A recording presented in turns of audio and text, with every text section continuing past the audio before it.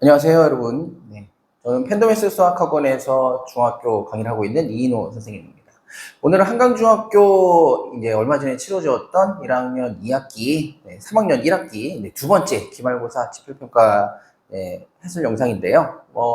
저희가 이제 살펴볼 것은 이제 출제 경향을 일반적으로 좀 분석을 해볼 것이고, 그리고 이제 주요 문제라고 해서 조금 제가 해설을 할 건데, 이 주요 문제라고 하는 것이 어떤 문제 깊이가 있거나 뭐 어렵거나 해서 주요 문제라고 할 것은 없겠고, 저희가 이제 중학교 3학년 이제 고등학교로 올라가서도 거의 마찬가지일 겁니다. 여러분들이 이제 뭐 깊고 어떤 수학적 사고력을 요하는 어떤 문제보다는 대부분의 문제에서는 이제 여러분들은 문제 푸는 기계가 되셔가지고 좀 빠르고 정확하고 최대한 어떤 시간을 좀 세이브하면서 문제를 푸는 그런 연습이 좀 더 중요할 텐데요. 이제 그러한 관점에서 이런 문제를 좀 관점을 좀 다르게 본다면 얼마 정도 시간을 세이브할 수 있는 또 문제들이 있지 않을까 하는 측면에서 좀 준비를 해보았습니다. 네. 자, 그래서 출제 경향입니다. 오늘 기출문항에 대해서 보시면 2차 방정식 문제와 2차 함수 문제가 거의 이제 정확하게 이제 25문제 중에서 12문제, 12문제씩 일단은 준비가 되었다고 보시는 게 좋겠어요. 이제 13번은 조금 논외로 하고 1번부터 12번까지 그리고 14번부터 25번까지 이렇게 12개의 문제가 모두 배점의 순서, 그리고 위치 뭐 이런 것들이 동일합니다. 그래서 출제자는 난이도 역시 이제 정확하게 똑같이 배분을 하려고 그런 의도를 한 것으로 보입니다. 자, 그래서 뭐 제가 조금 생각한 난이도와 뭐 배점상의 난이도 어떤 약간의 차이는 있겠습니다만은 뭐 좀 쉽다라고 생각할 수 있는 문제는 2차 방정식의 5문제, 2차 함수 쪽에 6문제가 있겠고요. 그리고 뭐 조금 난이도가 있다라고 생각할 수 있는 문제는 2차 방정식의 7문제, 2차 함수의 6문제. 그래서 거의 뭐 같은 개수의 문제가 존재한다고 생각하시면 될 것 같은데, 자, 여기에서의 어떤 포인트라고 하는 것이라면 이제 상난이도의 문제가 없다는 것이죠. 중난이도와 중상난이도 문제, 중하난이도 문제를 합해서 모두 20문제가 있습니다. 사실 중상난이도 문제조차도 정말 좋게 봐줘서 중상난이도지 거의 중난이도로 편입시킬 수 있을 만한 난이도의 문제거든요. 여러분들이 거의 뭐 교과서 내지는 뭐 학교 학습지 뭐 아니면은 학원에서 그냥 준비를 뭐 일반적으로 하셨다면은 거의 뭐 접할 수 있는 그런 수준의 문제였다고 보여집니다. 그래서 교과서에서 뭐 조금 거짓말 보태자면 100% 나왔다 뭐 이렇게 볼 수 있을 것 같아요. 그리고 하 문제는 제가 뭐 언급을 드리지는 않고 있는데 뭐 하 문제도 교과서 문제와 동일한 문제가 있겠습니다만은 이 하난이도의 문항은 뭐 굳이 교과서뿐만이 아니라 그냥 여러분들이 일반적으로 접할 수 있는 모든 시중의 문제집이라든지 아니면 뭐 기출 문제라든지 해서 가장 쉬운 문제, 뭐 그런 유형의 문제이기 때문에 여러분들이 이 문제가 뭐 교과서에 나오기 때문에 교과서를 준비해야 된다. 뭐 이런 의미가 있는 문제라고 보기는 좀 어렵고요. 교과서 준비의 어떤 의미는 중난이도, 중상난이도, 중하난이도 뭐 이렇게 20문제 정도는 다 교과서에 있다라고 하는 것에서 찾을 수 있겠습니다. 자, 다음 주요 문항을 한번 보도록 하겠습니다. 뭐 첫 번째 문제 여러분 너무 유명한 문제죠. 줄어드는 세로의 길이 그리고 늘어나는 가로의 길이 직사각형의 모양이 변하는데 처음 직사각형과 넓이가 같은 직사각형이 되는 순간의 그 시간을 구하는 문제입니다. 그래서 여러분들은 이제 처음에 직사각형 빨간색 직사각형과 이제 가로의 길이가 늘어나고 세로의 길이가 짧아지는 이 파란색 직사각형의 넓이가 같은 순간 그 순간을 캐치해서 넓이가 같다. 라고 이런 식으로 식을 세워주셨을 것 같습니다. 좌변에 있는 9 곱하기 16. 처음 직사각형의 가로 곱하기 세로이죠. 그리고 우변에 보이시는 9 플러스 3t 같은 경우에는 늘어난 가로, 그리고 16 마이너스 2t 같은 경우에는 줄어드는 세로의 길이를 나타내고 있습니다. 그래서 이것을 전개해가지고 뭐 이제 지울 거 지울고 뭐 이렇게 계산하실 텐데 여러분들 보시면은 이제 9 곱하기 16이라고 하는 게 어차피 지워질 거라는 걸 여러분들은 지금 딱 캐치하실 수 있을 거예요. 근데 어떤 분들은 저것을 또 계산까지 하신단 말이죠. 144 뭐 이렇게. 근데 그런 계산이 아주 이 문제에 있어서는 이 문제 한정에서는 정말 의미 없는 계산인데 뭐 그런 계산을 또 하시면서 시간을 낭비할 수 있다는 것입니다. 그래서 어쨌든 계산을 안 하신다고 하더라도 9 곱하기 16을 좌우변에 쓰고 그것을 상쇄하는 과정을 통해서 괜히 쓸데없는 어떤 필기가 한 번 더 한 줄이 첨가된다는 것이죠. 자, 그렇다면 우리는 좀 어떻게 보시는 게 좋을까 했을 때 자, 저 빨간색 부분은 이제 앞으로 넓이가 줄어들 영역이 되겠고요. 파란색 넓이는 이제 새롭게 생겨날 영역의 넓이인데, 이 빨간색의 줄어들 넓이와 파란색의 생겨날 넓이만 같다, 이렇게 생각하시면 되겠죠. 가운데 노란색 영역은 어차피 처음 직사각형과 새로 바뀔 직사각형이 공유하게 될 넓이기 때문에 저 부분에 있어서 우리가 신경 쓸 필요가 없을 것 같아요. 그렇기 때문에 자, 좌변의 18t는 무엇이냐? 바로 괄호 9 곱하기 세로 2t라고 하는 빨간색 직사각형의 영역의 넓이가 되겠고요. 우변의 48t 마이너스 6t 제곱은 파란색 직사각형의 넓이를 나타냅니다. 저 두 직사각형의 넓이만 같다, 저 순간만 캐치한다면 우리는 문제를 좀 더 쉽게 풀 수 있다는 것이죠. 네. 다음 문제 한번 보겠습니다. 자, 이 문제도 너무 당연하게 여러분들은 그러면 처음 하얀색 원의 넓이 그리고 x만큼 반지름이 늘어난 전체 원의 넓이, 그 차이가 바로 지금 영역의 파란색 영역의 넓이 33파이다 라고 하는 식으로 이렇게 식을 세워주셨을 것 같아요. 네. x 플러스 4의 제곱 파이는 커다란 원의 넓이가 되겠고, 거기서 16파이를 뺀다는 것은 하얀색 원의 넓이를 뺀다는 것이죠. 그게 33파이가 된다. 자, 그래서 전개 다 해주시고, 뭐 16파이 아마 소거될 거고, 33파이 넘어가고, 그리고 파이 다 떼고, 인수분해하고, 그러면서 여러분들은 뭘 하셔야 되냐? 저 하나를 제거하셔야 되잖아요. 그래서 우리가 원하는 건 x의 하나의 값인데, 그것을 가지고 식이 두 개 존재할 수 있는 2차 방정식을 세우다 보니까 어쩔 수 없이 식이 두 개 나오는 경우가, 값이 두 개 나오는 경우가 상당히 많다는 거예요. 그러면 대부분의 경우 그 둘 중에 뭐 음수의 값이 나오면 지운다거나, 아니면 둘 다 양수의 값이 나오지만 너무 크거나 뭐 너무 작은 값, 문제 취지에 맞지 않는 값들을 지워야 되는데, 뭐 해가 무리수로 나오는 경우에는 실수할 가능성도 커지고 괜시리 이제 판단하는 데 시간을 더 우리가 투자를 해야 된다는 것이죠. 그래서 새로운 접근을 한번 좀 보겠다는 거예요. 우리가 중학교 2학년 때 배웠던 닮음의 개념을 한번 보도록 하겠습니다.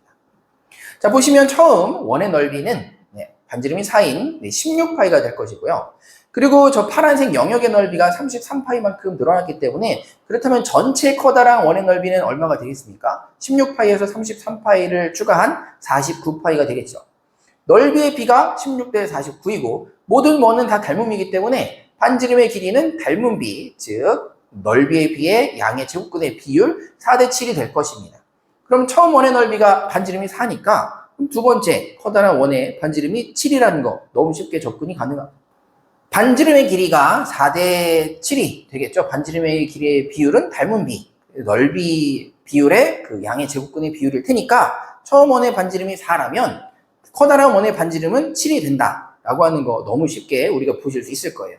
제가 비례식을 하나 써놨습니다만은 저 비례식 자체도 사실은 쓸 필요가 없다는 거 여러분들 너무 쉽게 보실 수 있겠죠. 그래서 이렇게 보신다면은 어쨌든 식 하나가 1차식이 나오기 때문에 괜히 쓸데없는 x값이 나오지도 않고 좀 더 빠르게 접근할 수 있다는 것입니다. 네. 자, 마지막으로 하나 보겠습니다. 이차함수 그래프가 두 점을 지난다고 하는데 이 두 점이 공교롭게도 x절편이군요. 자, 그래서 우리는 2차 함수의 x절편은 바로 2차 방정식의 근이다 라고 하는 관점에서 이제 저 2차 방정식 2x제곱 더하기 ax 더하기 b는 0의 두 근이 마이너스 1과 또는 3이라는 거 이렇게 보시면서 접근하실 수 있을 것 같아요. 자, 그래서 뭐 어떤 분들은 직접 마이너스 1과 3이라고 하는 두 근을 대입해서 나온 식이 모두 둘 다 0이기 때문에 이 둘을 b를 소거하는 과정을 통해서 연립을 하겠다라고 보실 수도 있을 것 같고요. 아니면 두 근이 마이너스 1과 3이기 때문에 인수분해가 될 수밖에 없다. 자, 인수분해가 x 플러스 1과 x 마이너스 3이라고 하는 두 개의 1차식 인수를 갖는 상태로 인수분해 된다는 거 너무 뻔하기 때문에 최고차의 개수도 2라고 주어져 있죠. 그래서 이것을 전개해서 개수 비교를 통해 a와 b를 이렇게 보셔도 될 것 같고요. 그리고 제가 말씀드리고 싶은 것은 바로 이 관점인데요. 인수분해에 관한 식을 세우는 순간 좌변의 2차 방정식, 2차식 2x제곱 더하기 ax 더하기 b와 우변에 세워진 x 플러스 1, x 마이너스 3이라고 하는 두 1차식으로 구별된 이 식은 결국은 같은 식이고 항등식입니다.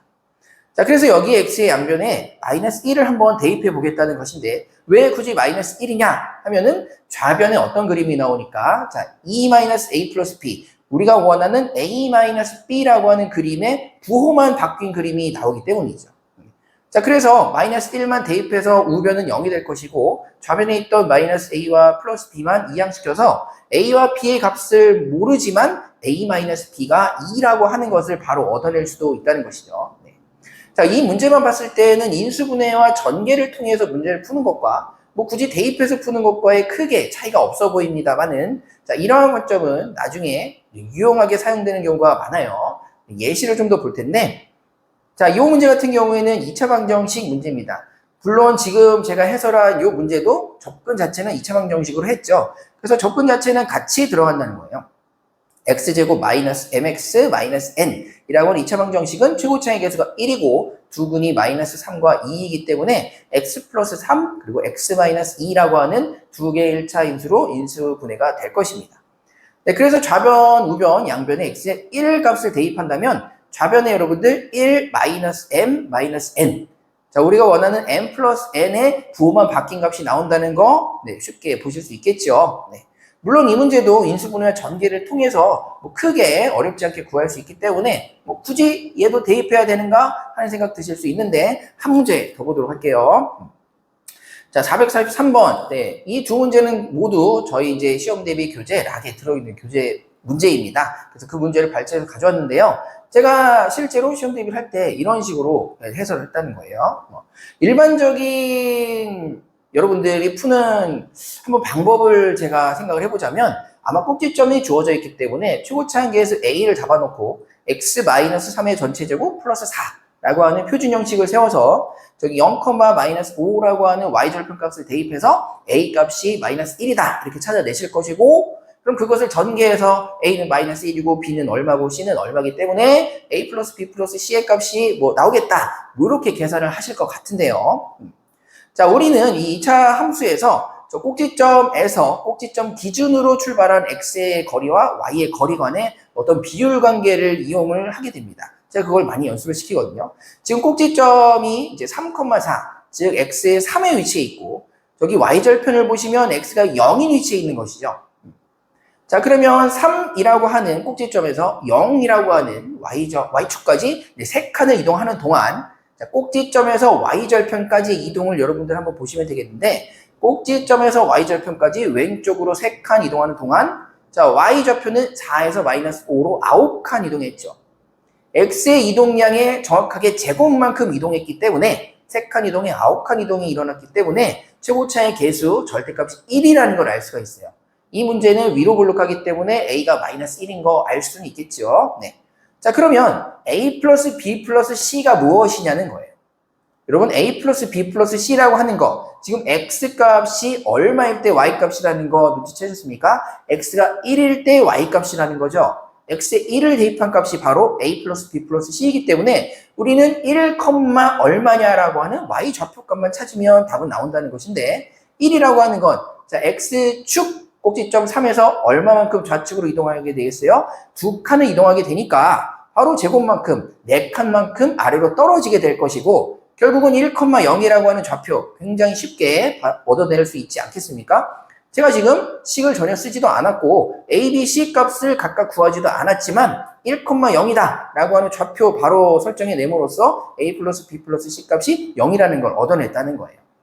제가 뒷짐 주고 식 하나 쓰지 않고 문제를 풀어냈다는 것이죠. 자, 이러한 유형의 문제가 상당히 자주 발견이 되는 편이고요. 여러분들이 나중에 공통수학에서 보실 뭐 3차, 4차 방정식에서도 미지수 2개 넣어놓고 뭐 해 같은 거 2개 넣어놓고 연립하는 문제들 상당히 많이 나오는데, 이러한 문제들도 뭐 a 플러스 b, 뭐 혹은 a 마이너스 b, 이러한 문제들의 어떤 의도가 뭐 읽히는 경우가 분명히 많이 있을 것입니다. 자, 그래서 여러분들 지금 한번 눈여겨보시고 나중에 또 이러한 유형의 문제를 만나셨을 때, 아, 의도 자체가 a, b, c를 다 각각 구하라는 게 아니라 특정한 값을 대입해서 어떤 위치를 구하는 것이구나 라고 하는 거 한번 연습해 보실 수 있다면 나중에도 시간 절약 차원에서 상당히 도움이 되실 거라고 믿습니다.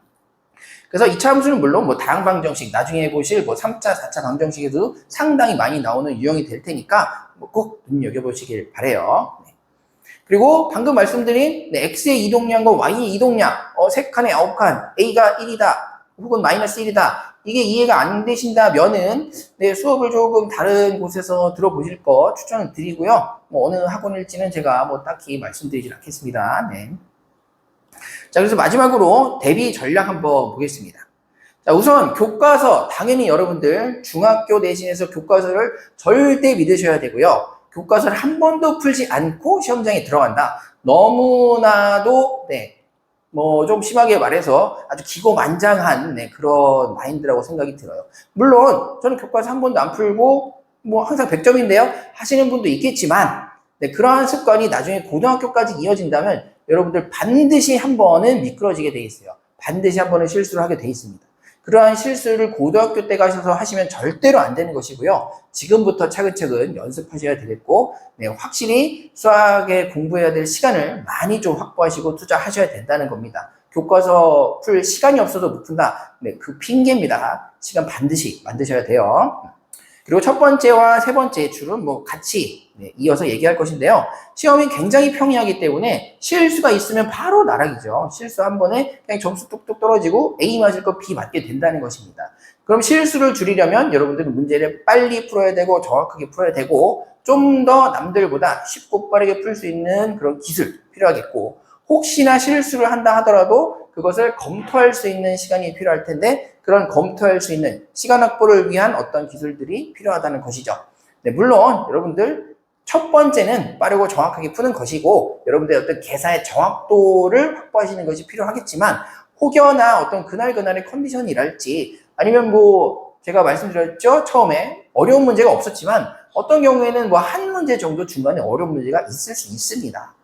그러한 문제에서 시간 확보를 하셔야 되고 당황하시면 안 되고 나중에 검토까지 하시려면 반드시 시간 확보가 필요하다는 것이에요. 그런 시간 확보를 위한 어떤 기술들, 새로운 관점들 반드시 한번 생각해 보시길 바랍니다. 자, 학생 여러분 너무 수고 많으셨고요. 이거 중간 기말 고생하셨지만은 여름방학 때 좀 더 고생하셔야 될 것 같아요. 어쨌든 지금 여러분들은 고등학교를 준비하는 어떤 선행도 고려를 해야 되는 입장이고 또 2학기 때도 지금까지 쌓아 올려놓았던 성적 또 무너지면 안 되기 때문에 여러모로 준비할 것이 많으실 것입니다. 그래서 여름방학 때도 고생하시고 기말 2학기 중간 기말 또 잘 보시고 또 원하는 고등학교 진학도 잘 하시기 바랍니다. 자, 여러분 수고 많으셨습니다. 좀 짧지 않은 시간이었는데요. 들어주셔서 너무 감사드리고요. 중간 기말 고생하셨지만 여름방학이 또 여러분들 더 고생하셔야 되는 시간입니다. 어쩔 수가 없어요. 3학년이라고 하면 고등학교 선행도 준비해야 되는 것이고 남은 2학기 시험 역시 실수 없이 또 마무리하셔야 되기 때문에 좀 여러모로 신경 쓰이고 고민 많으실 시간일 것 같습니다. 하지만 그럴 때 남들이 노는 시간에도 꼭 공부 또 시간 많이 확보하셔가지고 준비 철저히 하시고 2학기 성적과 더불어서 또 원하는 고등학교 진학까지 잘 마무리 지어 주시길 바랍니다. 감사드립니다. 여기까지 하겠습니다.